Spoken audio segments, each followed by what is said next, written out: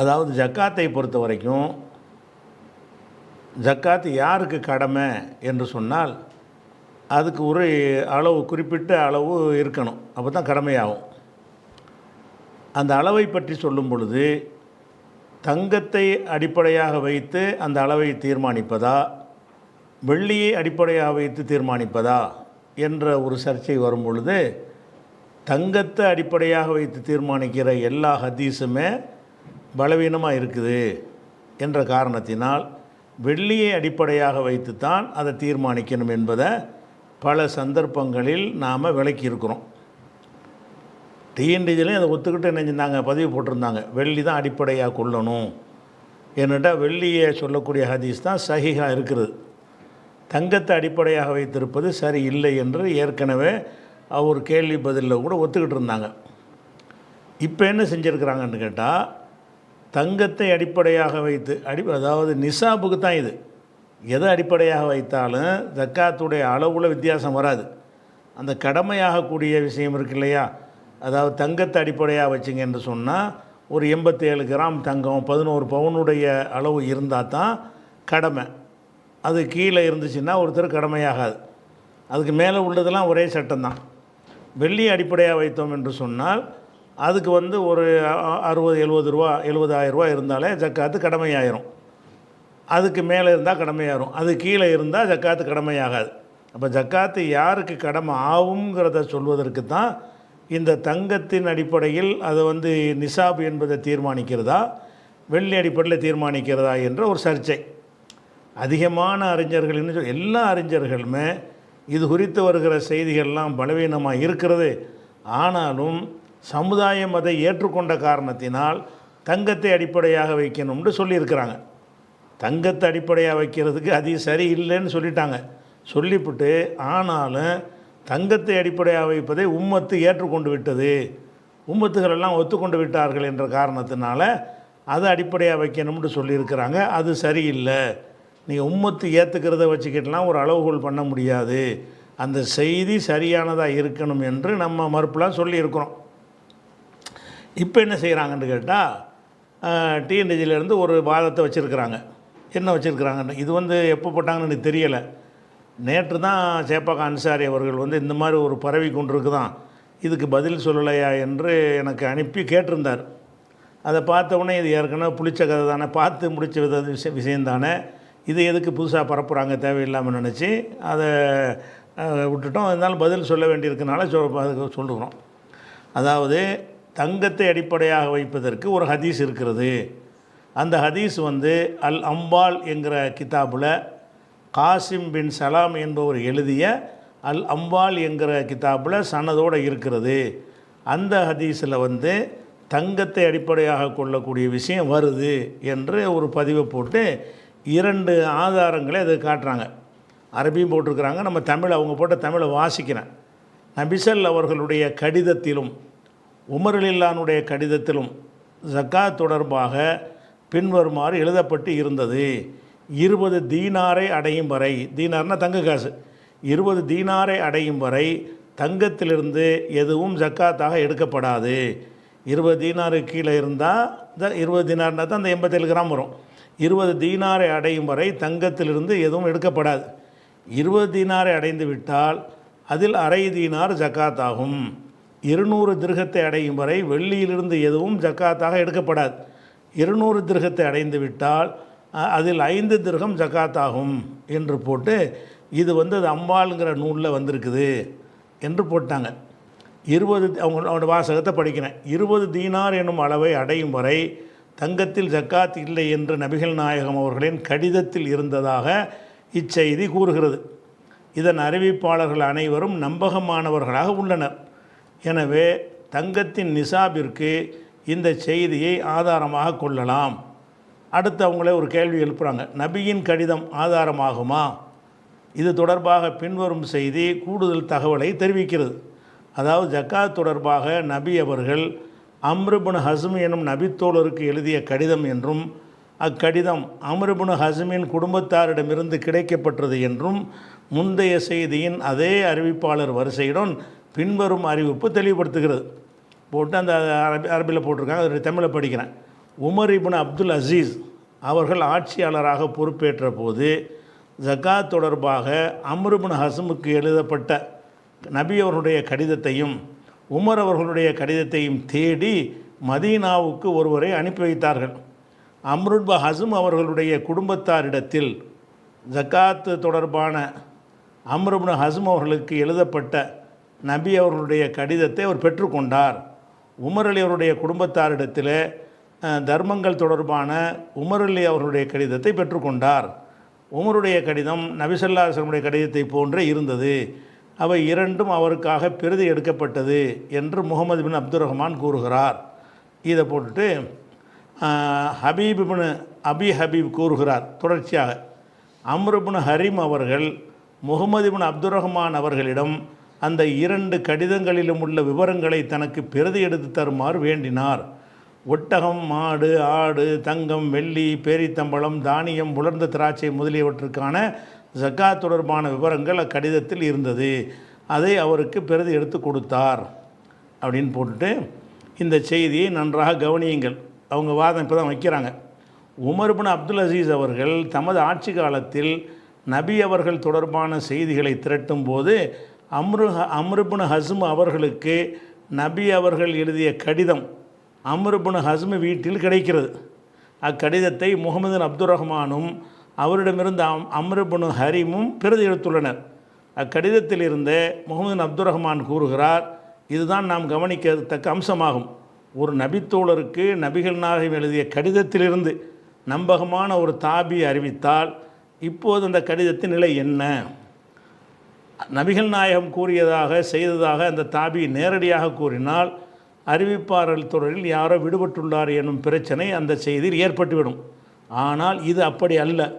ஒவ்வொரு நபித்தோழர் ஒருவருக்கு நபிகளார் எழுதிய கடிதத்தை அந்நபித்தோழரின் குடும்பத்தாரிடமிருந்து ஒரு தாபி பெற்றுக்கொண்டு அதிலிருந்து அறிவிக்கிறார். உதாரணம் வேறு, காந்திக்கு நேரு கடிதம் எழுதுகிறார் என்று வைத்துக்கொள்வோம். அக்கடிதத்தை காந்தியின் குடும்பத்தாரிடமிருந்து ஒருவர் வாங்கி பார்த்து அதிலிருந்து ஒரு செய்தியை கூறுகிறார் என்றால் அவ்வாறு கூறும் நபர் நேர்வை பார்த்திராவிட்டாலும் அவர் கடிதத்திலிருந்து கூறும் செய்திக்கு ஒரு நம்பகத்தன்மை ஏற்படுகிறது அல்லவா? அதுபோலவே நபிகள் நாயகம் ஒரு தோழருக்கு எழுதிய கடிதத்தை அவரின் குடும்பத்தாரிடமிருந்து பெற்றுக்கொண்டு ஒரு நம்பகமான தாபி அறிவிக்கும் போது அச்செய்தியின் நிலை நம்பகமானதாக அமைகிறது. உமர் அவர்களுடைய அங்கீகாரம் இப்னு ஹஸ்ம் அவர்களின் குடும்பத்தாரிடம் இருந்தது நபியின் கடிதமா, எவ்வாறு உறுதி செய்யப்பட்டது என்ற கேள்விக்கு உமர் அவர்கள் நபியின் கடிதம் என்பதை ஏற்று அதில் உள்ளபடி சட்டமாக்கி உள்ளார்கள். இப்படின்ட்டு இதான் வாதம். இதுக்கடுத்து வளன்னு தேவையில்லாமல் உங்களால் சிலதை கிளப்பி அந்த அறிவிப்பாளர் சரியா இந்த அறிவிப்பாளர் சரியான்னு சொல்கிறாங்க. அதெல்லாம் இதான் பாயிண்ட்டை மொத்தமே. இதில் என்ன சொல்கிறாங்கன்னா, வாசிக்கும்போது விளங்காட்டால் கூட சாராம்சமாக நான் சொல்கிறேன். என்னென்னு கேட்டால், தங்கத்துக்கு 20 தீனார் இருந்தால் அது அரை தீனார் ஜக்காத்து, வெள்ளிக்கும் அதே மாதிரி 200 திர்ஹம் இருந்துச்சுன்னு சொன்னால் அதில் 5 ஜக்காத்து என்று ஒரு ரசூலுல்லாஹ் எழுதின கடிதத்தில் எழுதப்பட்டு இருந்தது. அப்போ கடிதத்தில் 2 செய்தியுமே இருக்குது. வெள்ளியிலிருந்தும் கணக்கு எடுத்துக்கொள்ளலாம், தங்கத்திலிருந்தும் எடுத்துக்கொள்ளலாம். அப்போ தங்கத்திலிருந்து எடுத்துக்கொள்வதற்கு இந்த செய்தி எல்லாம் நம்பகமான அறிவிப்பாளராக இருக்கிறாங்க. பொதுவாக நம்பகமான அறிவிப்பாளர்கள் இருந்தாலும் இது கடிதமாக உள்ளதாக இருக்கிறது. இது அறிவிக்கிறவர் நபித்தோழர் கிடையாது, தாபி அறிவிக்கிறார். தாபி அறிவித்தாரையானால் அது விடுபட்ட செய்தி ஆயிரும். ஆனாலும் இவர் கடிதத்திலிருந்து ரசூலுல்லாஹ்வுடைய கடிதத்தில் பார்த்துருக்கும் பொழுது அது நம்ம முர்சல்ங்கிற வகையில் சேர்க்க முடியாது. ரசூலுல்லாஹ்வுடைய கடிதம்னு உறுதி செய்யப்பட்டிருக்கும் பொழுது அந்த கடிதத்தில் இருந்தானே இவர் அறிவிக்கிறாரு அப்படின்ற ஒரு வாதத்தை வைத்து இது சரியான செய்தி, அதனால் தங்கத்தை அளவுகோலாக வைக்கலாம்னு ஒரு வாதம் வைக்கிறாங்க. இதில் இது இந்த வாதம் அப்படி டிட்டோ அல்பானி எழுதியிருக்கிறார், அது மொழிபெயர்த்து போட்டிருக்காங்க, வேறு ஒன்றும் கிடையாது. இது அப்படியே இவங்க சொல்கிற மாதிரியே அந்த ஹதீஸையும் போட்டு இந்த ஹதீஸையும் போட்டு இர்வாவுல் கலீலுங்கிற நூலில் நினைச்சிருக்காரு. இதை நாசிருதீன் அல்பானி என்பவர் இது எடுத்திருக்கிறார். இது அன்றைக்கே நம்ம பரிசீலனை பண்ணி இது நிற்காது, அல்பானி சொல்கிறது ஏற்புடையது இல்லைன்னு எல்லாருமா சேர்ந்து முடிவு பண்ண ஒரு விஷயம். அதெல்லாம் மறந்துட்டு அல்லது தெரியாமல் புதுசாக சொல்கிற மாதிரி என்ன செய்கிறாங்க, நம்பகமான அறிவிப்பாளர் வழியாக வந்திருக்குது என்று சொல்கிற காட்சியை பார்க்குறோம். இதில் இவங்களுடைய பல அறியாமைகளை நம்ம என்ன செய்ய வேண்டியிருக்குது, நம்ம சுட்டி காட்ட வேண்டி இருக்குது. என்ன அறியாமைன்னு கேட்டால், இவர் கடிதத்தில் பார்த்தேன்னு சொல்கிறாங்கல்ல, ஒரு கடிதம் இருந்ததுன்னு. அந்த கடிதம் உமர் இப்னு அப்துல் அசீஸுடைய காலம் அவர் 61லேருந்து 101 வரைக்கும் அவர் ஆட்சி பண்ணியிருக்கிறார், அவர் இருந்திருக்கிறார். 61லேருந்து 101 வரைக்கும். அப்போ உமர் இப்னு அப்துல் அசீஸுடைய ஆட்சி காலத்தில் உள்ள விஷயமாகத்தான் இதில் சொல்கிறாங்க. உமர் இப்னு அப்துல் அசீஸ் என்ன செஞ்சாராம், அந்த அம்ர் இப்னு ஹஸ்முக்கு ரசூலுல்லாஹ் ஒரு கடிதம் எழுதுனாங்க, அந்த கடிதம் அவங்க குடும்பத்தாட்ட இருக்கும், அதை போய் வாங்கிட்டு வாங்க என்று அனுப்பி விட்டாராம். அவங்க அந்த வீட்டில் என்ன செய்யணும், குடும்பத்தார்கிட்ட அந்த கடிதத்தை வாங்கி இருந்துச்சான். அந்த கடிதத்தை வாங்கி என்ன செஞ்சாங்களாம், அதை அப்படி நகல் எடுத்து அவருக்கு அனுப்பிட்டாங்களாம். அந்த கடிதத்தில் இந்த விஷயம் இருக்குது அப்படிங்கிறது வாதம் வைக்கிறீங்கல்ல. அப்போ உமர் இப்னு அப்துல் அசீஸுடைய காலம் ஹிஜ்ரி 61க்கு மேலே. இப்போ 61க்கு மேலே உள்ளதாக இருந்தால் அம்ர் இப்னு ஹஸ்ம் அவர் 54 மூத்தா போயிட்டார். அவர்கிட்ட இந்த கடிதத்தை வாங்கியிருக்க முடியாது. இவர் ஆட்சியில் உமர் இப்னு அப்துல் அசீஸ் அவர் ஆட்சியில் இருக்கிற காலத்துக்கு முன்னாடியே அந்த அம்ர் இப்னு ஹஸ்ம் எந்த சஹாபிக்கு ரசூலுல்லாஹ் அந்த கடிதம் எழுதுனாங்கன்னு சொல்கிறாங்களோ அந்த சஹாபி முன்னாடியே மூத்தா போயிட்டார்.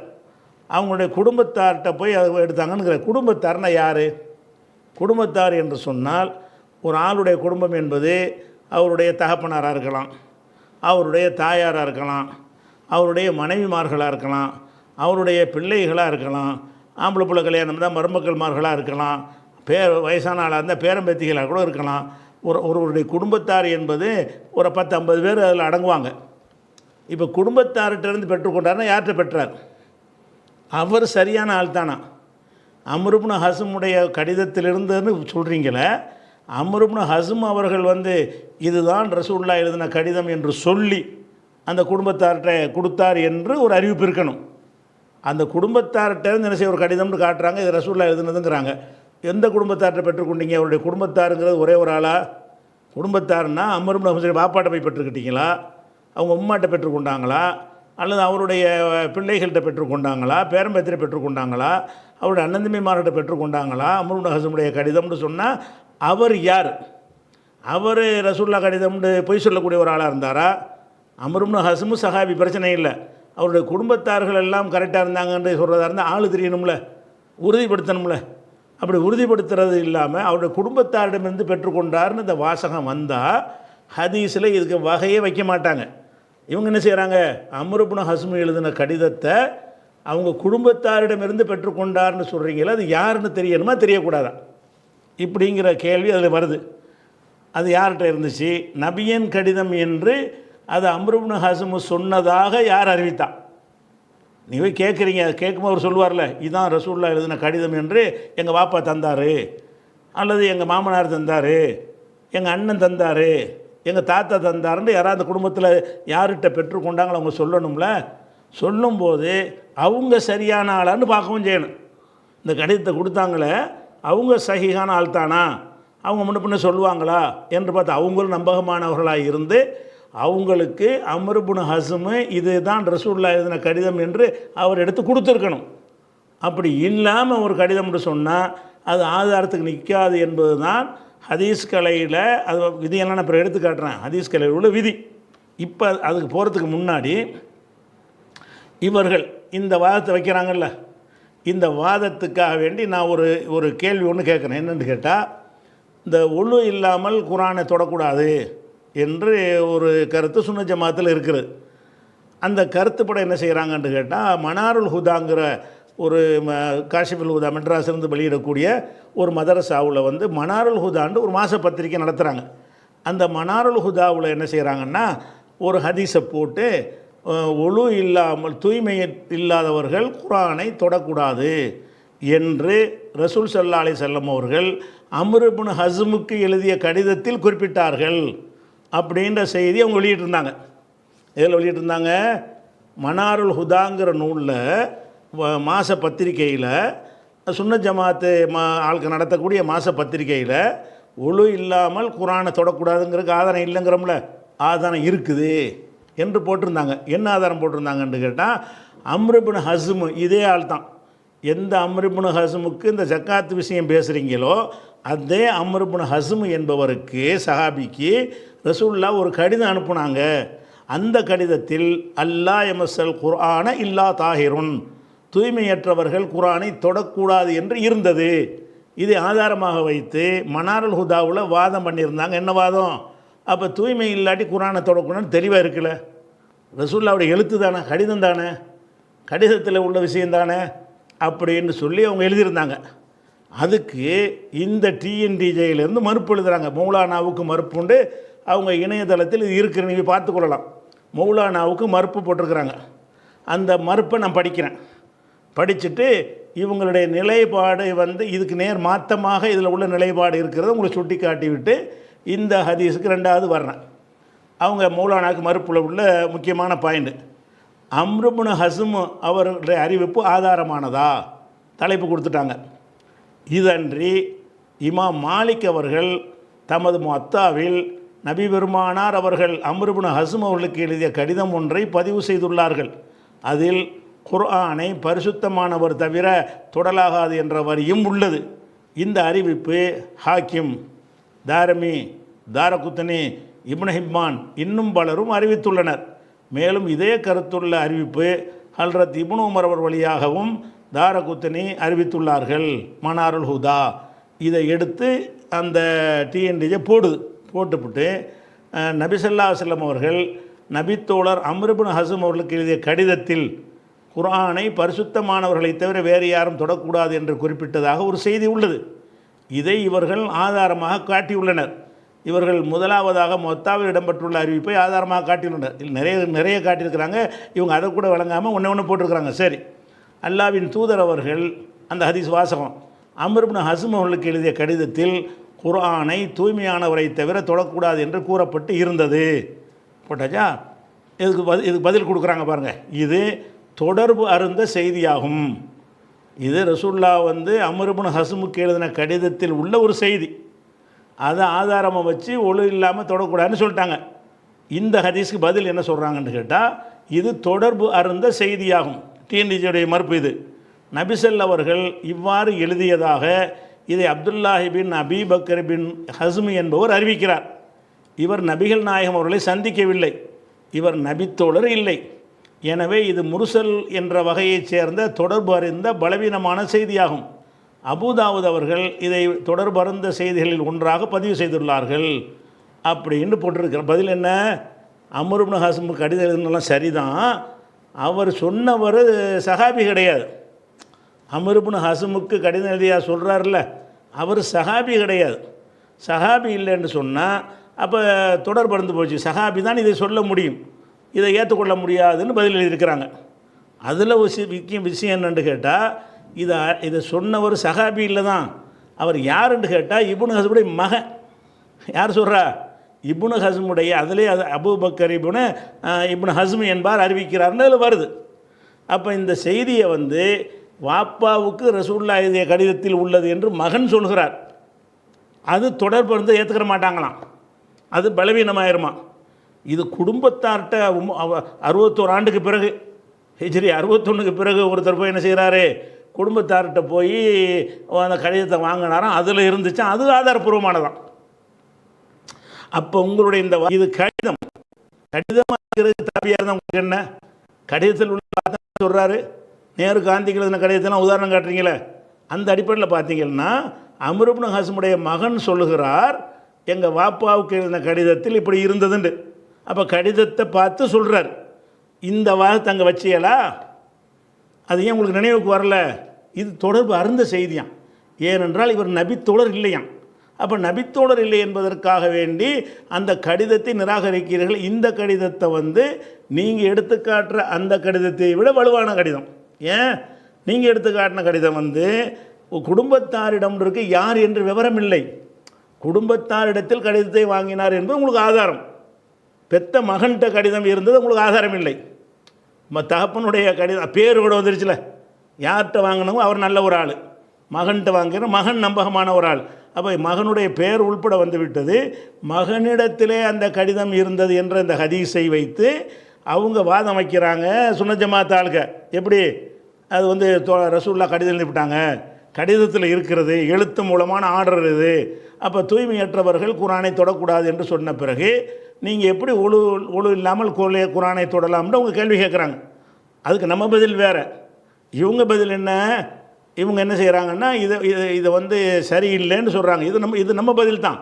நம்ம என்ன செய்கிறோம்? இது முர்சல் தான் நம்ம சொல்லுவோம். ஆனால் இவங்க சொல்லலாமா? டிஎன்டிஜே சொல்லலாமா? அப்போ என்ன யாபத்தில் என்ன அறிவை கொண்டு ஆய்வு செய்கிறீங்க? ஒரு ஹதீஸனை கடிதத்துக்கு உங்களுடைய நிலைப்பாடு என்ன? ஒரு கடிதம் ரசூல்லா பேரில் கடிதம்னு வந்து விட்டது என்று சொன்னால் அது ரசூல்லா கடிதம் என்று உறுதிப்படுத்த வேண்டுமா இல்லையா? உறுதி எப்படிப்படுத்துவது? யாரிடத்தில் நீங்கள் பெறுகிறீர்களோ அவர் வாக்குமூலம் தர வேண்டும். இன்னார் என்று தெரிய வேண்டும். அவர் நம்பகமானவர் என்று தெரிஞ்ச பிறகு இதை அம்ர் இப்னு ஹஸ்ம் வந்து எங்களுக்கு நேரடியாக சொன்னார், ரசூல்லா கடிதம் என்று சொல்லி தந்தார் அப்படின்னும் சொல்லி இருக்கணும். அப்படி இல்லாமல் குடும்பத்தார்ட்ட போய் தேடி இருக்காங்க. வாப்பாமான்னு நிறைய பேர் போய் தேடி பார்த்துருக்குறாங்க. யாரோ ஒரு ஆள்கிட்ட இருந்துச்சுன்னு யாரோ ஒரு ஆள் யார் அவர்? அப்போ யாரோ எவருன்னு தெரியாத ஒரு ஆள்கிட்ட பெற்றுக்கொள்ளக்கூடிய கடிதம் வலுவானதாம். காந்தி நேரு கடிதம் மாதிரி உள்ளதான். அது வலுவானதாம். அது ஏற்றுக்கொள்ள முடியுமாம். அறிவிப்பு வேறு, கடிதம் வேறையாம். அப்படி சொன்ன நீங்கள் இப்படி எப்படி எழுதுனீங்க அப்படின்னு சொல்லப்போனால், எனவே இது முர்சல் என்ற வகையை சேர்ந்த தொடர்பு அருந்த பலவீனமான செய்தியாகும். எதுக்கு? அந்த ஒழு இல்லாமல் குரானை தொடக்கூடாதுங்கிற ஹதீஸ் வந்து பலவீனமான செய்தியாகும். அபூதாவூத் அவர்கள் இதை தொடர்பருந்த செய்திகளில் ஒன்றாக பதிவு செய்துள்ளார் அப்படிங்கிறத வந்து இவங்க போட்டிருக்கிறாங்க. இன்னும் சொல்லப்போனால் மொத்தாவை மட்டும் போட்டிருக்கிறாங்க. இன்னும் சொல்லப்போனால் தெல்ல தெளிவாக எப்படி வருதுன்னு ஆதாரப்பூர்வமான தாரகுத்தினை அறிவிப்பில் வருது. அதாவது இதே மாதிரி இவங்க சொல்கிறாங்கல்ல எல்லோரும் நம்பகமானவர்கள்ண்டு, அதே மாதிரி நம்பகமானவர்கள் வழியாக வருகிறது.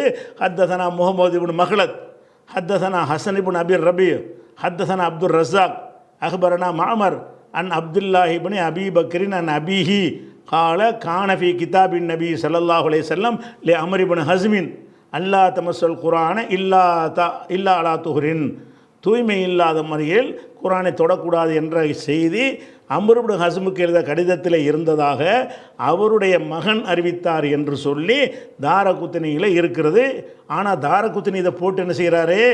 முர்சலுன், இது முர்சலு, ருவா துஹுசிகாத்தனா, அறிவிப்பாளர்லாம் கரெக்டாக இருக்கிறாங்க. கடிதத்தில் உள்ளதை வந்து இவர் இன்னாருடைய கடிதம் ரசூல்லா சொல்லி கொடுத்தாங்க, அம்ர் இப்னு ஹஸ்ம் சொல்லி மகன்கிட்ட கொடுத்தாராங்கிற ஒரு விஷயம் வர்றதுனால அது முர்சல்னு சொல்லி போடுறாங்க.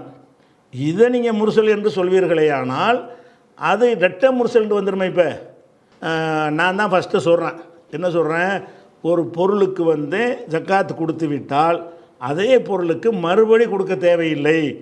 தமிழக உலமாக்கல்ல தமிழக தௌஹீத் உலமாக்கல்ல நான் தான் இதை ஃபஸ்ட்டு சொல்கிறேன். ஆய்வு செஞ்ச வகையில் கொடுத்ததுக்கு திருப்பி கொடுக்கறது என்பது சரியில்லைங்கிறேன். அப்போ கூட இருந்த தௌஹீத் உலமாக்கள் யாரும் ஒத்துக்கிறல, பெரிய கடைசி வரைக்கும் ஒத்துக்கிறலன்னு வைங்களேன். அதனால் என்ன செஞ்சோன்னு கேட்டால் ஒரு ஆய்வு கூட்டம் நடத்துகிறோம். ஒரு ஆய்வு கூட்டம் நடத்தி அந்த ஆய்வு கூட்டத்தில் வந்து இந்த ஒரு பொருளுக்கு ஜக்காத்து கொடுத்து விட்டால், இது பழைய காலத்து சம்பவம், அந்த சம்பவத்தில் வந்து இதுக்கு பதில் இருக்குது. அதுக்காக இதை நான் சொல்கிறேன். அப்போ என்ன ஆய்வு கூட்டம் நடத்துகிறோம் என்று கேட்டால், ஒரு 100 கிராம் தங்கம் இருக்குது. அதுக்கு நீங்கள் ஜக்காத்து கொடுத்துட்டீங்க, 2.5 கிராம் கொடுத்துட்டீங்க, 97 கிராம் உங்கள்கிட்ட மிச்சமாக இருக்குது. அடுத்த வருஷத்துக்கு அதுக்கு அடுத்த வருஷத்துக்கு சாவுற வரைக்கும் அது கொடுக்கணுமானா கொடுக்க தேவையில்லை. அந்த 100 கிராம் கொடுத்தாச்சு. மேற்கொண்டு உங்களுக்கு 150 கிராம் 100 கிராம் வருவாய் வந்துச்சுன்னு சொன்னால் அதுக்கு நீங்கள் ஜக்காத்து கொடுங்க. ரூபாய்க்கு 1 கோடி ரூபா பணம் வச்சுருக்கிறீங்க, அதுக்கு 2 லட்ச ரூபா பணத்தை ஜக்காத்து கொடுத்துட்டீங்க. அதுக்கு பிறகு அந்த 97.5 லட்ச ரூபாய்க்கு நீங்கள் என்ன செய்ய வேண்டியதில்லை, கொடுக்க வேண்டிய அவசியம் கிடையாது, கொடுத்துட்டீங்க. மறுபடி வருவாய் வரும் என்று சொன்னால் அதுக்கு கொடுக்கணும் என்றது என்னுடைய நிலைப்பாடாக சொல்லும் பொழுது, நம்ம அன்வர் பாஷா அவர்களை தவிர எந்த ஒரு தாயிகளும் எந்த ஆலிம்களும் அதை செய்யலை, ஏற்றுக்கிறல. பல கட்டங்கள் எங்களுக்கு மத்தியில் விவாதங்கள் சர்ச்சையெல்லாம் நடக்கும்போது கடைசி என்ன செஞ்சோம்னு கேட்டால் 29/8/2005 29/8/2005 என்று கடையநல்லூரில் இதுக்கு ஒரு ஆய்வு கூட்டம்னு ஒன்று கூடி இப்போ என்னுடைய வாதங்கள்லாம் நான் எடுத்து வைக்கிறேன். மாற்று கருத்து உள்ளவங்க வைக்கிறாங்க. என்னுடைய வாதங்களில் உள்ள என்னென்ன டவுட் இருக்கோ அதெல்லாம் அவங்க கேட்குறாங்க. நான் வந்து கிளியர் பண்ணுறேன். அந்த ஆய்வு கூட்டத்தை நடத்தி ஒரு முடிவுக்கு வர்றோம். என்ன முடிவுக்கு வர்றோம்? கொடுத்த பொருளுக்கு மீண்டும் கொடுக்கறது இல்லை, அதான் சரி, அதான் நான் எதை சொன்னேனோ அது சரின்னு ஒத்துக்கொண்டார்கள். ஒத்துக்கொண்ட உடனே அதையே என்ன செஞ்சோம்னு கேட்டால் ஜக்காத் என்கிற பெயரில் புத்தகமாக வெளியிட்டோம். புத்தகமாக வெளியிடும்போது பொதுவாக புத்தகத்தில் வந்து நான் எழுதுனா என் பேர் தான் போடணும். நான் தான் அந்த ஆய்வின் அடிப்படையில் அந்த புத்தகத்தை ரெடி பண்ணுறேன். இருந்தாலும் நமக்குள்ளே பல கருத்து இருக்கிற மாதிரி பேச்சுக்கள் வருது. அதனால் இந்த பேர்களெல்லாம் போட்டு நாங்கள் ஆய்வு கூட்டம் நடத்தினோம், இன்னன்னார் கலந்துக்கிட்டாங்கன்னு போட்டு அந்த புஸ்தகத்தில் இந்த விவரத்தை நான் எழுதியிருக்கிறேன். அதை படிங்க. அதில் எடுத்த முடிவு ரெண்டாவது சொல்கிறேன். இறுதியாக இது வந்து இப்போ இணையதளங்களில் இருக்கும். நீங்கள் பிரிண்டட் புக் வச்சுருந்தீங்கன்னா ஜக்காத்துங்கிற தலைப்பில் வந்து நம்ம வெளியிட்ட மூன் பப்ளிகேஷனில் வெளியிட்ட புஸ்தகம் இருக்கும். அதில் எடுத்து பார்த்தீங்கன்னா இந்த வாசகம் வரும். எப்படி? இறுதியாக கடந்த 29/8/2005 அன்று கடையநல்லூரில் நடைபெற்ற ஆய்வுக் கூட்டத்தில் ஒரு தடவை ஜக்காத் கொடுக்கப்பட்ட பொருளுக்கு மீண்டும் மீண்டும் ஜக்காத்து கொடுப்பது கடமை இல்லை என்ற கருத்து தான் சரியானது என அனைத்து அறிஞர்களும் ஒத்த கருத்துக்கு வந்தனர்.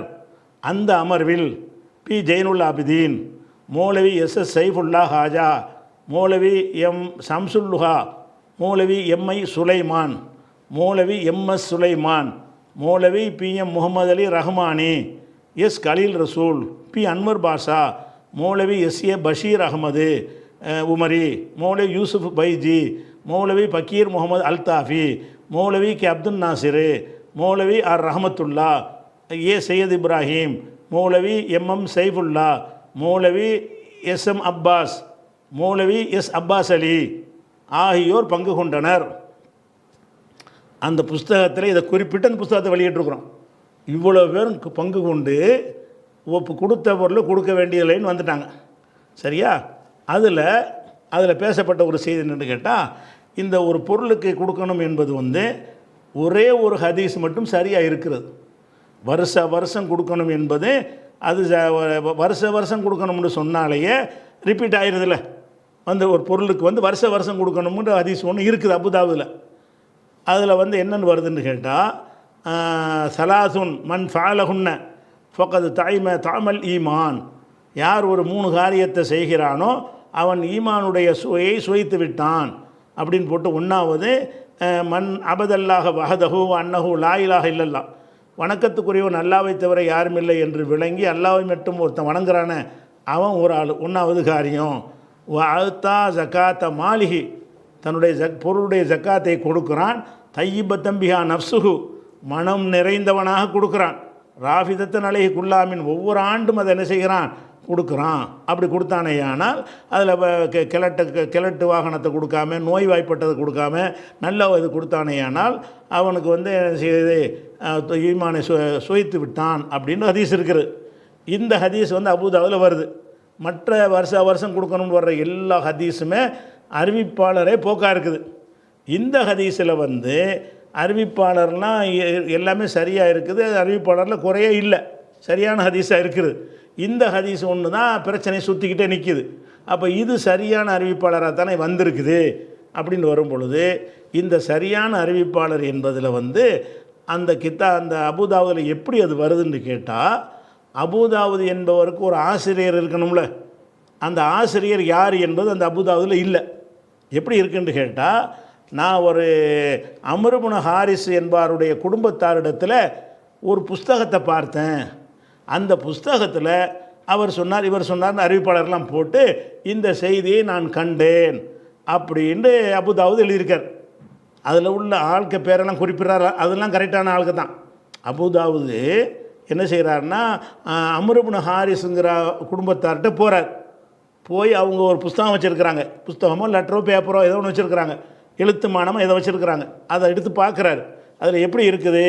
ஜுபைதி சொன்னார், அவருக்கு இப்னு ஜாபீர் சொன்னார், அவருக்கு ஜுபைர் இப்னு நுஃபைர் சொன்னார், அவர் அப்துல்லா இப்னு முஆவியா அல் கால்தரிங்கிறவர்கிட்டருந்து அவர் கேட்டார், அவர் ரசூலுல்லாஹ்ட்ட கேட்டார் என்று சொல்லி அறிவிப்பாளர் வரிசையோடு எல்லாரையும் நல்ல ஆட்களாக அதில் இருக்கிறது.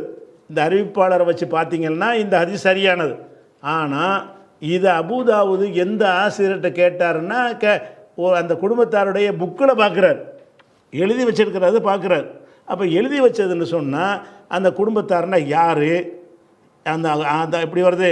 ஆள் அம்ர் இப்னுல் ஹாரிஸ்ன்னு வருது. குடும்பத்தார் யாருன்னு தெரியணுமா இல்லையா? அப்படி தானே இந்த விஜாதத்துக்கு அந்த எழுத்து மூலமாக அறிவிக்கிறதுக்கு சட்டம் இருக்கிறது. அப்படிங்கிறலாம் ஆய்வு பண்ணும் பொழுது இந்த வாசகத்தை வச்சு சர்ச்சை ஓடுது. அப்போ என்ன முடிவெடுக்கிறோம்? அதில் உள்ள அந்த அந்த ஜக்காத்துங்கிற புத்தகத்தில் எழுதின வாசகத்தை நான் படிக்கிறேன். இந்த அபுதாவுது ஹதீஸை போட்டுட்டு அபுதாபியில் இடம்பெற்ற ஹதீஸில் குறைபாடு உள்ளன, இதன் அறிவிப்பாளருடைய தொடர்பு விடுபட்ட ஹதீஸ் என்று இமாம் முந்திரி அவர்கள் கூறுகிறார்கள். இந்த ஹதீஸை ஒரு கடிதத்தில் எழுதுனேன்னு சொல்லிவிடுறாரு. ஆட்கள்லாம் சரியாக இருக்கிறாங்க, ஆனால் கடிதத்தில் உள்ளதை தான் அபுதாபு பார்த்தாரே தவிர அந்த கடிதத்தை யார் எழுதுனது, அவர் இவருக்கு சொன்னாரா அப்படிங்கிறதுக்கு தொடர்பு இல்லை. அதனால் முந்திரி என்ன செய்கிறாருன்னு கேட்டால் இது தொடர்பு அறுபட்டுன்னு சொல்கிறார். அபுதாவுத் அவர்கள் தமக்கு அறிவித்தவரை கூறவில்லை. அம்ர் இப்னு ஹாரிஸ் குடும்பத்தாரிடம் அப்துல்லா இப்னு சாலிம் ஏடு இருந்தது, அதில் வாசித்தேன் என்று கூறி மேற்கண்ட ஹதீஸை அபுதாவுத் பதிவு செய்கிறார்கள்.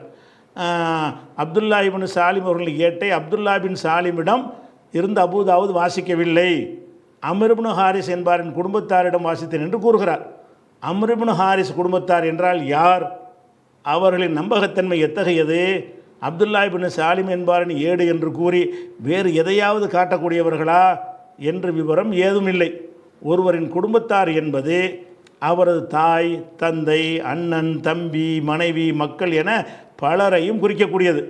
அம்ர் இப்னு ஹாரிஸுடைய குடும்பத்தார் யார் என்பதும் அவர்களின் நம்பகத்தன்மை எத்தகையது என்பது நிரூபணமாகவில்லை என்பதால் இது பலவீனமான ஹதீஸ் ஆகும்.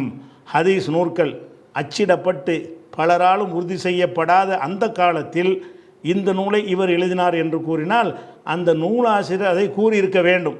நூலாசிரியர் அனுமதியும் அளிக்க வேண்டும். ஏனெனில் ஒரு விஷயத்தை ஒருவர் எழுதி வைத்துவிட்டு அதில் சில திருத்தங்கள் செய்ய வேண்டும் என்று எண்ணி இருப்பார். எனவே அவரது அனுமதி இல்லாமல் வேறொருவரை கையாளும் போது அவர் வெளியிட விரும்பாத செய்திகள் அவரது பெயரால் வெளிவந்துவிடக்கூடும். இது போன்ற காரணங்களால் எழுதியவரின் அனுமதி பெற்றே அவரது நூலிலிருந்து எதையும் அறிவிக்க வேண்டும் என்று ஹதீஸ்கலை அறிஞர்கள் முடிவு செய்தனர். எனவே ஒருவரது நூலை இன்னொரு குடும்பத்தாரிடம் வாசித்தேன் என்று அபுதாவுது கூறுவதால் இது தொடர்பு அருந்தது என்பதில் ஐயமில்லை அப்படின்னு சொல்லி அனைவரும் நாங்கள் இப்படி முடிவு எடுத்தோம்னு அந்த புக்கில் முன்னுரையில் இருக்கிறது. அப்போ அந்த அபுதாவுதுடைய அந்த ஒரு ஹதீஸை இவங்க சொல்ல பிரகாரம் இனிமேல் என்ன செய்வாங்கன்னா வருஷம் ஜக்காத்து கொடுத்த பொருளுக்கு ஆண்டுதோறும் ஜக்காத்து கொடுக்க வேண்டும் என்று நிலையை மாற்ற வேண்டும் அவர்கள். ஏன்னா அது சரியான ஹதீஸை போச்சு அவங்க கருத்துப்படி கடிதத்தில் தானே பார்த்து அறிவிக்கிறாரு. கடிதத்தில் பார்க்குற அபுதாவுது கடிதத்தில் பார்க்குறாரு. கடிதத்தில் பார்க்கத்தான் அதில் அறிவிப்பாளர் வரிசையெல்லாம் இருக்கிறது. அப்போ அந்த கடிதத்துலேருந்து பார்த்துட்டார்ல, கடிதத்துக்கும் எழுத்துக்கும் வித்தியாசம் இருக்குதுல்ல அப்படின்னு சொல்வார்களே. ஆனால் இவங்க இப்போ அவங்களோட நிலையை என்ன செய்ய முதல்ல நான் என்ன செய்கிறேன், இதெல்லாம் பேசினமே அப்போ கடைநல்லூரில் பேசணும் தூங்கிட்டு இருந்தீங்களா? இதில் பேர் குறிப்பிட்ட ஆட்களில் சிலர் தானே எழுதியிருக்கிறீங்க, சரி பார்த்துருக்குறீங்க. அப்போ நம்ம என்ன நிலை ஏற்கனவே எடுத்தோம்? ஒருவருடைய கடிதத்தில் இருந்து எழுதுவதாக இருந்தால் ஏற்றுக்கிற முடியுமா? ஒருவருடைய இந்த காலத்தில் புக்குன்னு வெளியிட்டுட்டோம்னா அது புக் ஆயிரும். அந்த காலத்தில் ஒருவர் நோட்ஸ் எழுதி ஒரு அஜரத்தை வச்சுருப்பார். மாணவர் அந்த நோட்டை எடுத்துகிட்டு போய் எங்கள் அஜரத்தை சொன்னார்னு எழுதி அறிவிச்சிட முடியாது. ஏன்? அவர் எழுதி வைத்தது உங்களுக்கு சொல்வதற்கு எழுதலை, சில விஷயங்களை சேர்க்கணும், இதை பற்றி தேடணும், ஆய்வு செய்யணும் என்பதற்காக அவர் எழுதி வச்சிருப்பார். அவர் என்ன செய்யணும், இதுதான் என்னுடைய எழுத்து, இதை நான் ஒத்துக்கிட்டேன், இதை சரி பார்த்துட்டேன், நீங்கள் இதிலிருந்து காப்பி எடுத்துக்கொள்ளுங்கள் என்று அவர் இஜாசா கொடுக்கணும், அனுமதி கொடுக்க வேண்டும். அனுமதி கொடுக்காமல் ஒருவருடைய ஏட்டிலிருந்து ஒரு புக்கிலிருந்து எடுத்து அறிவித்தால் அது செல்லாது. இப்போ நான் ஒரு டேபிளில் ஒரு டிராஃப்ட் போட்டு எழுதி வச்சுருக்கிறேன், ஒரு ஆளுக்கு கடிதம் எழுதணும்னு சொல்லி இந்த மாதிரி போடலாம் ஐடியா பண்ணி எழுதியிருக்கிறேன். நான் அதை போட்டு அனுப்பினா தான் என் கடிதம் ஆகுமே தவிர டேபிளில் வச்சுக்கிறது ஒருத்தர் களவாண்டு போய் பிஜே எழுதிய கடிதம்னு போட்டான்னா நான் டிராஃப்ட் வச்சுருந்தேன்னா நிறைய மாற்றுவேன், சேர்ப்பேன், அனுப்ப வேண்டான்னு கூட நினைப்பேன், நீ எப்படா அனுப்புன்னு கேட்போம்ல. அப்போ அந்த காலத்தில் இந்த மாதிரி எழுத்துமானத்தை அச்சிட்டு காப்பிரைட்டு போட்டு உள்ள விஷயங்கள் இல்லாத காலம்.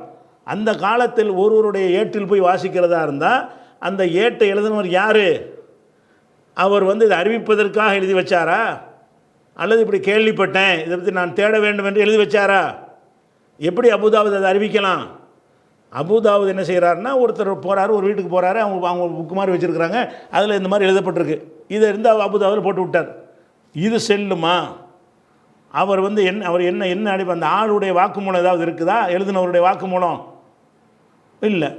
அப்போ ஒரு நூலிலிருந்து, ஒரு பேப்பரில் இருந்து, ஒரு கடிதத்திலிருந்து பார்த்தேன் என்று ஒருவர் அறிவிப்பார் என்று சொன்னால் அது ஆத்தண்டிக்கு ஆவாது என்று சொல்லி 2005 சில நாட்களுக்கு செலவிட்டோம். ஒரு நாள் மசூரா இல்லை, இது ஜக்காத்து சம்பந்தமாக ஆய்வு செய்வதற்காக சில நாட்கள் அங்கே எத்தனை நாள் ஞாபகம் இல்லை எனக்கு.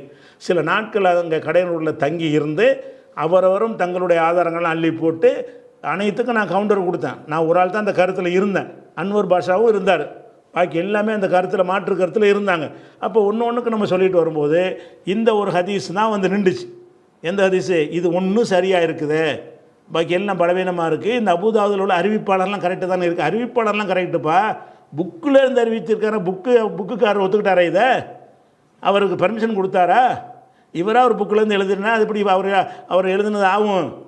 அவர் நோட்ஸுக்காக எழுதி வச்சுருப்பார், அல்லது இது தவறான செய்தி இப்படி கேள்விப்பட்டேன்னு கூட எழுதி வச்சுருப்பார், அது மனசில் அது இருக்கும். நீங்கள் அதை எடுத்துக்கிட்டு அதை வந்து நீங்கள் உங்கள் புக்கில் போட்டிங்கன்னா அது இப்படி சரியாக வரும் என்று சொல்லி இது பற்றி ஹதீஸ்களை விதியில் என்ன இருக்குது நீங்கள் இப்போ கூட முகத்திமா இப்னு ஸலாஹ் எடுத்து பாருங்கள்.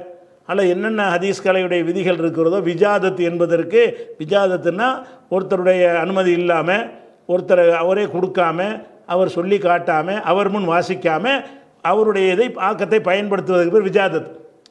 நான் வந்து என்னுடைய எழுத்தை நீங்கள் அந்த காலத்தில் என்னுடைய எழுத்தை நீங்கள் பயன்படுத்துவதாக இருந்தால் அதை நான் வாயினால் வாசித்து உங்களுக்கு காட்டணும், அல்லது என் முன்னால் உங்களை வாசிக்க சொல்லி நான் கேட்டு சரியாக தான் இருக்குது, ஓகே என் பேரில் போட்டுக்கிறேங்க நான் சொல்லணும். அல்லது எழுதுனதே எந்த நான் எழுதியிருக்கிறேன், இது அப்படி நீங்கள் பதிவு செஞ்சுருக்க நான் கொடுத்துருக்கணும். இப்படி மூணில் எந்த ஒன்றும் இல்லாமல் அவரிடமிருந்து பெற்றுக்கொள்கிறீங்க. நான் மூத்தா போன பிறகு எங்கள் வீட்டில் தேடி இப்படி ஒரு பேப்பர் எடுத்துகிட்டு போகிறீங்க. இது நான் எத்தனை நோட்ஸ் எத்தனை குறிப்பு எடுத்து வச்சுருப்பேன். பிஜே சொன்னார்னு சொல்ல முடியாது, நீங்கள் அறிவிக்க முடியாது. நான் எதுக்கு எழுதி வச்சேன்? நான் சொல்கிறேன் தான் சொல்லியிருப்பேன் மக்களுக்கு. குறிப்பு 1000 எடுத்து வச்சுருப்போம், ஷிர்க்குக்கு ஆதாரமான குறிப்பெல்லாம் நான் எடுத்து வச்சுருக்கிறேன். அது வந்து மறுப்பு சொல்வதற்காக நான் எடுத்து வச்சுருப்பேன். அதை ஒருத்தன் என் கம்ப்யூட்டரில் கலவாண்டு போய் ஷிர்க்குக்கு ஆதாரம் உள்ள பிஜே தந்திருக்கிறாருன்னு சொல்ல முடியுமா நீங்கள்?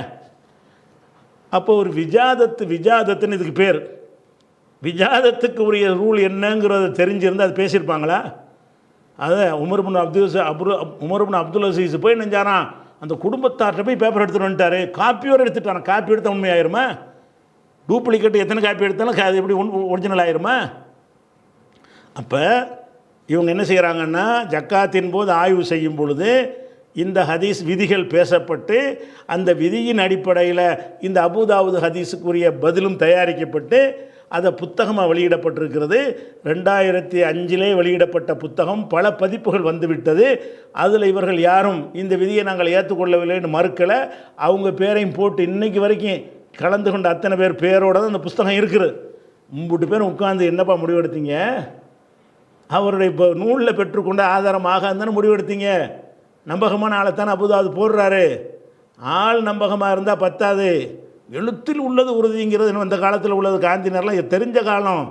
காந்திக்கு எழுதின கடிதம் இப்போ போஸ்ட் ஆஃபீஸ் சீலோடு வந்திருக்கு, இவர் தான் அவருக்கு எழுதியிருக்காருன்னு கண்டுபிடிக்கிற ஒரு காலத்தில் உட்காந்துக்கிட்டு காந்தி நேர் கடிதம்னுக்கிட்டு கதை விட்றாங்க.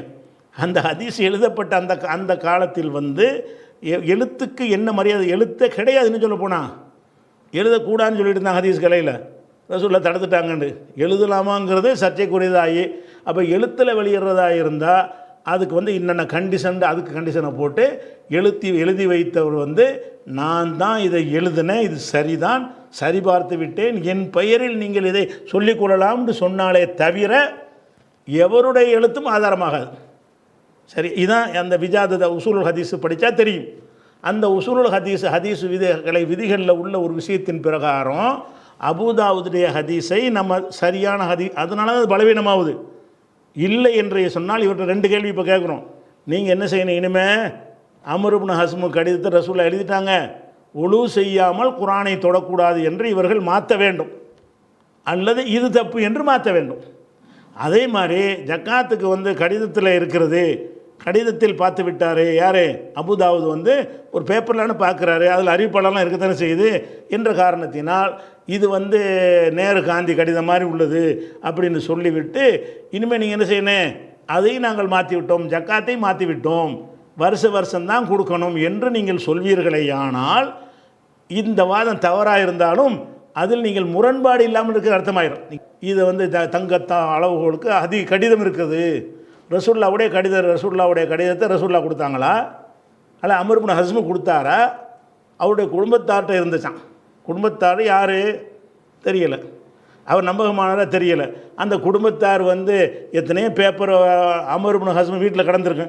இவராக ஒரு பேப்பர் எடுத்து இது ரசூலுல்லாஹ்வுடைய கடிதம் கூட கொடுத்துருப்பார். ஹேண்ட் ரைட்டிங்கை வச்சு பார்த்துக்கிற மாதிரி விஷயமா அரசு ஆவணமாக இருந்தால் கூட முத்திரை வச்சு அனுப்புவாங்க.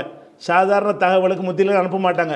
யாரையோ ஒரு ஆள் வந்து எழுதி கேட்பார் ரசூலுல்லாஹ்ட்ட, இந்த மாதிரி இந்த இதுகிருங்கிற புல்லை பயன்படுத்தலாமான்னு கேட்கும் பொழுது பயன்படுத்திக்கலாம் ரசூலுல்லாஹ் சொல்லுவாங்க. அப்போ எனக்கு எழுதி தாங்கன்னு அவர் கேட்பார். அப்போ ரசூலுல்லாஹ் என்ன செய்வாங்க, துப்புலி அபிஷா, இந்த அபூஷாவுக்கு நீங்கள் எழுதி கொடுங்கம்பாங்க. அப்படி ஒரு ஆளை விட்டு எழுத சொல்லுவாங்க. அப்போ ரசூலுல்லாஹ் எழுத்துன்னு கண்டுபிடிக்கல ஒன்றுமே இருக்காது. அந்த சஹாபி சொன்னாலே தவிர இது ரசூலுல்லாஹ் எழுதுனதுங்கிறதுக்கு ரசூலுல்லாஹ்வுக்கு எழுத தெரியாது. ஆமாம், ரசூலுல்லாஹ் 100 கடிதம் பார்த்துருக்கோம்ல, அது மாதிரி தானே இதுவும் இருக்குது, அப்படியே சொல்ல முடியுமா? அப்போ அம்ர் இப்னு ஹஸ்ம் ஒரு பக்கத்து கவர்னராக இருந்தாருங்கிற உண்மை. அவருக்கு ரசூலுல்லாஹ் எழுதுனாங்கன்ற சொல்கிறனால எழுதி இருக்கலாம். எழுதி இருந்தால் அதோட அவர் அது இதை எழுதுனாங்கன்னு தெரியல, கடிதம் எழுதுனாங்கன்னு வருதே தவிர அந்த கடிதத்தை எழுதி அம்ர் இப்னு ஹஸ்ம் மக்களை கூட்டி இதோ எனக்கு ரசூலுல்லாஹ் அந்த கடிதம் இருக்குன்னு சொல்லி வெளியிட்டாரா, வாசித்து காட்டினாரா? அப்போ எப்படி என்ன மாதிரியான ஒரு அடிப்படையில் வந்துட்டாங்கன்னு பாருங்களேன். அது பண்ணு. அதனால் வந்து நீங்கள் இது இந்த மாதிரி உள்ளதெல்லாம் முன்கத்தியில் தான் சேர்க்கணும். அப்படிங்கிறது முன்கத்தின்னா தொடர்பு அருந்ததில் தான் சேர்க்கணும் அப்படின்னு சொல்லி என்ன செய்கிறாங்க, ஹதீஸ்களை உசூல் எல்லாம் சொல்கிறாங்க. இதுக்கு பிறகு உள்ளதெல்லாம் சப்பை, ஒன்றுமே இல்லை. இவ்வளோ தான் வாதமே. அவங்களுடைய வாதமே என்னென்னு கேட்டால், ஒரு அறிவிப்பாளர் பற்றி இவரை பலவீனம் என்று சொல்கிறார்கள் அப்படின்னு போட்டு இவங்களா கற்பனையாக போட்டுட்டு அது பலவீனம் இல்லை என்று அதுக்கு மறுப்பு. நீ பலவீனம் எல்லோரும் பலம் வச்சுக்க, அதெல்லாம் டாப்பிக்கு போட்டும் பலம்னு வச்சுக்க. இது ஆதாரமா? ஒரு குடும்பத்தார்கிட்ட பேப்பர் வாங்கினங்கிற ஒரு ஆதாரமாகுமா அந்த காலத்துடைய முறை பிரகாரம்? அதனால் இப்போ வந்து என்னென்னு கேட்டால், உதாரணமாக சொத்து பத்திரம் எழுதுகிறோம். சொத்து பத்திரம் எழுதும்போது குடும்பத்தார்கிட்ட போய் இந்த பத்திரத்தை வாங்கினா அது ஒரிஜினல் பத்திரம் தான். ஏன்? அதுக்கு ஸ்டாம்ப் பேப்பர் வாங்குகிறோம், அரசாங்கத்தில் கெஜெட்டில் ஏறுது, சீல் வைக்கிறான்.